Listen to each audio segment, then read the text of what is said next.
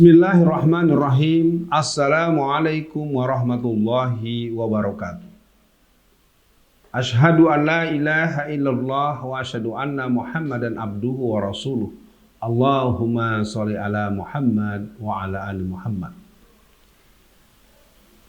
Para jamaah kaum muslimin dimanapun Anda berada, pada kesempatan kali ini kita akan membincangkan satu tema tentang bahaya minuman keras.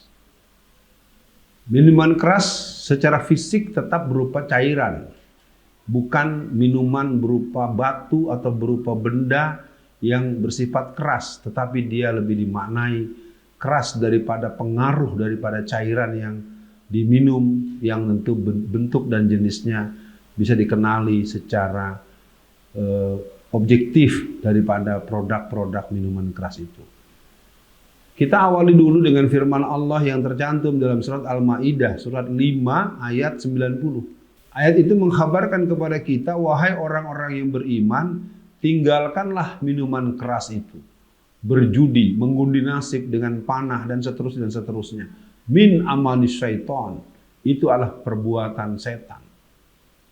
Untuk apa? Agar kamu mendapatkan keuntungan. Maka pada pertemuan hari ini, pada penyampaian dengan tema utama bahaya minuman keras, kita akan melihat efek minuman keras kepada yang bersangkutan dan efek secara relasi dia dengan manusia yang lain dan pola kemasyarakatan yang terbangun dengan adanya tradisi minum-minuman yang beralkohol tinggi atau yang disebut dengan minuman keras yang mempengaruhi fungsi-fungsi otak, fungsi-fungsi saraf, fungsi-fungsi rasa, fungsi-fungsi psikis, dan fungsi-fungsi kedirian seseorang.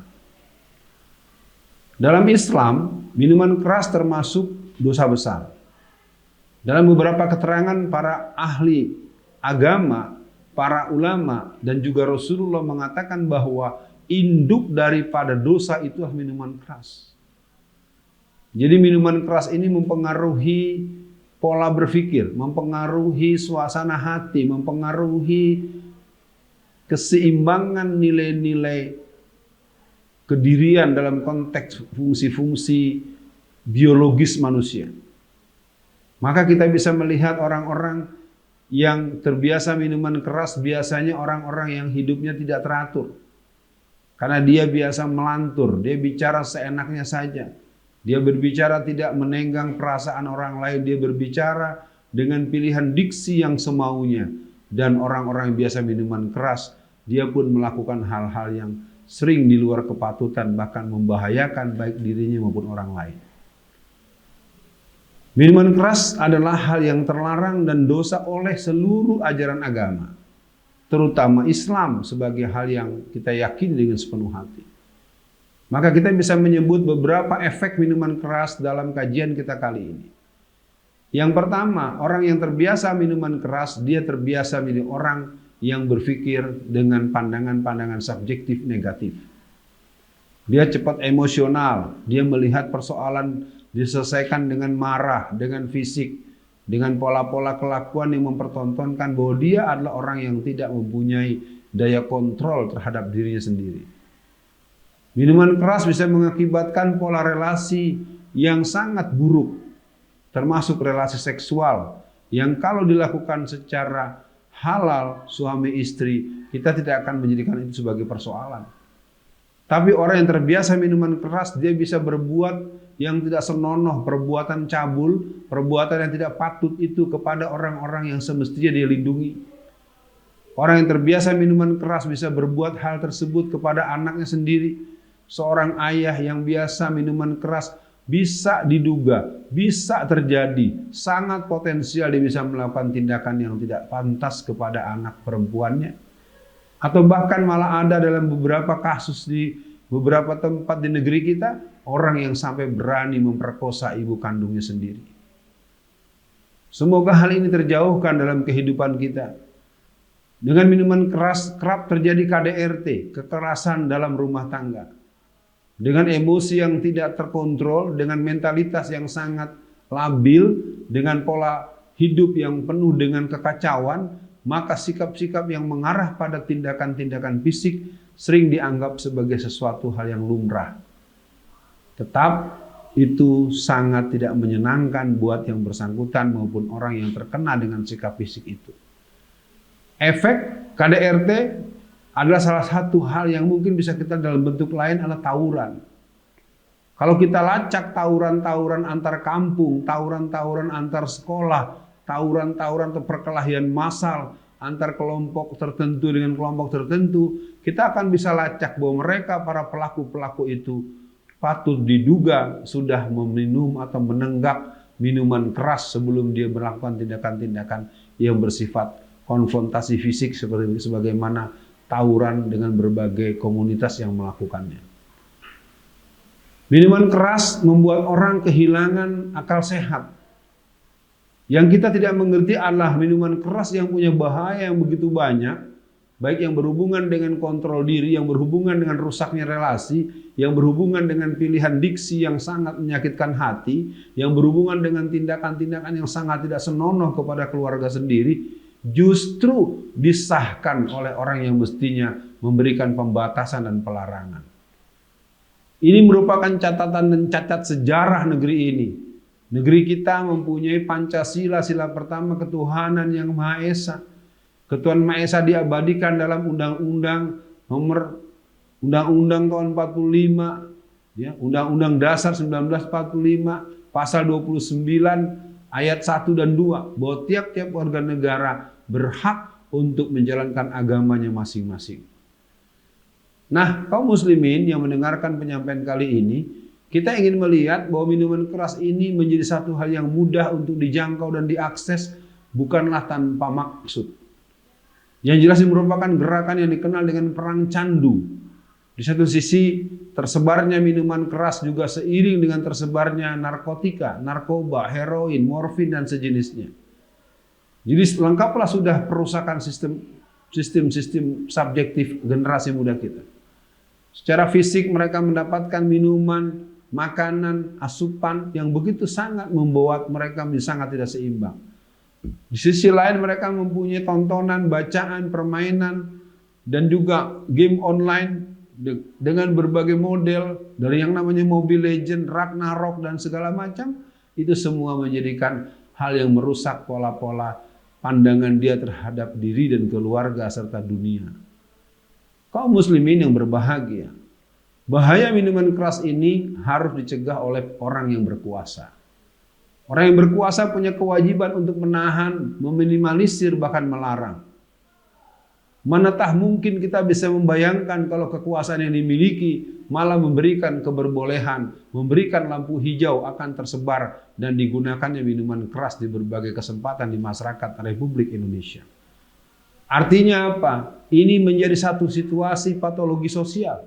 Sakitnya negeri ini, rusaknya negeri ini, di samping memang masyarakatnya cenderung rentan untuk melakukan hal yang seperti itu, tetapi pemimpin-pemimpin yang menjadi orang yang mengelola negara ini, mestinya mereka tidak berbuat seperti itu.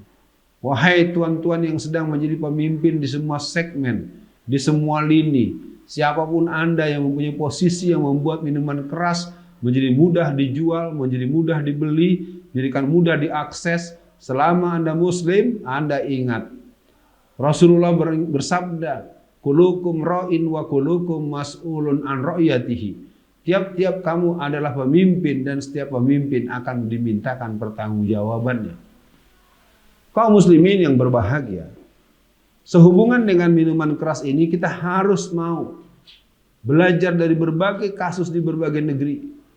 Bagaimana ibu-ibu di Irian Jaya sampai membuat satu laskar emak-emak untuk menggerebek dan mengobrak-abrik daripada pusat-pusat minuman keras di pojok-pojok kampung. Dan kita juga mendengar di beberapa komunitas masyarakat terjadi kemarahan yang luar biasa ketika minuman keras membuat masyarakat mereka, anak-anak laki-laki mereka menjadi pemuda-pemuda yang pemalas, yang kerjanya hanya bergadang dan kemudian menenggak minuman keras dengan ragam model dan tipe yang membuat mereka mengalami bentuk keawang-awangan atau fly dalam berpikir. Minuman keras adalah musuh sejarah manusia. Betul, kita tidak akan bisa menghabisinya secara totalitas karena ini adalah tempat pertarungan hak dan batil. Tetapi keyakinan kita akan kebenaran yang Allah firmankan, al-haqqu mirabbika fala takunanna minal mumtarin. Dan juga semangat kita untuk berdakwah, wa man ahsanu qawlan mimman da'a ilallahi wa amila sholihan wa qala innani minal muslimin. Dan kesungguhan kita untuk berjihad, bahwa berjihad merupakan bentuk daripada perlawanan kepada kemungkaran terhadap pada orang-orang yang suka dengan minuman keras, terhadap yang memproduksinya, yang memerasnya, yang memberikan kemudahannya, yang mengizinkannya, dan yang memberikan orang-orang mendapatkan kenyamanan dan keamanan terhadap para pengguna minuman keras. Mereka harus dilawan secara konstitusional dan secara pedoman-pedoman ilahiyat. Kesimpulan, bahwa minuman keras merupakan satu tradisi yang mungkin juga bisa kebiasaan, yang juga mungkin dianggap sebagai sebuah gengsi dan status sosial yang buat kita tidak ada urusan. Kita tidak lebih ingin ridha Allah itu dikalahkan oleh apapun, maka kita tegaskan minuman keras no way. Yang kedua, kepada seluruh keluarga, kepada bapak, ibu dan saudara-saudara, agar menjauhkan anak-anak kita mendapatkan peluang untuk bisa mendapatkan meminum, membeli dan mendapatkan kiriman atau minum bersama dengan teman-temannya. Kontrol yang telaten, kontrol yang ketat dan edukasi. Yang ketiga, perda-perda pelarangan minuman keras yang pernah dikeluarkan agar dipertahankan. Artinya Pak, ini menjadi bagian bahwa Anda mempertontonkan kemampuan mengelola negara. Idealnya Anda langsung yang akan memberantas lokalisasi pelacuran, yang memberantas jaringan narkoba, yang memberantas penjualan minuman keras. Hentikan dan amputasi total. Karena tidak ada keberkahan di sana. Kita bisa lihat bagaimana Brunei Darussalam. Kita boleh tengok berbagai negara walaupun mereka secara sistem dan aplikasi terapan belum 100%. Tapi keberpihakan dan kesungguhan mereka kepada syariat Islam membuat mereka menjadikan minuman keras sebagai hal yang terlarang, dilarang dan diberikan hukuman bagi siapa yang menggunakan dan menikmatinya. Untuk kita semua para masyarakat muslim, pahamilah bahwa keberbolehan minuman keras secara terbuka dengan kalimat membolehkan investasi besar-besaran itu merupakan bentuk penghinaan kepada kita kaum muslimin. Pemimpin seperti itu bukan pemimpin kita. Pemimpin yang mengarahkan kepada kemaksiatan, pada kemurtatan, kepada kemusyrikan, kepada bentuk-bentuk pengingkaran ketentuan Allah dan Rasulnya, dia akan kita tolak secara total. Tidak ada kompromi buat orang yang membolehkan minuman keras sebagai hal yang dianggap komoditi. Ini sebuah penghinaan kepada fungsi-fungsi fitrah manusia sebagai pemimpin dirinya yang Allah telah amanahkan dalam bentuk-bentuk yang beragam dan sesuai dengan kapasitas, yang sesuai dengan kebutuhan, dan yang sesuai dengan apa-apa yang menjadi bagian daripada peran-peran ke depannya. Inilah yang bisa disampaikan, minuman keras adalah sesuatu yang berbahaya, yang membahayakan, tidak ada gunanya untuk kebaikan dan perbaikan, tidak juga memberikan kecerdasan, tidak juga memberikan kebahagiaan. Maka pilihannya adalah talak 3 untuk minuman keras dengan segala jenis apapun. Demikianlah yang bisa disampaikan. Assalamualaikum warahmatullahi wabarakatuh.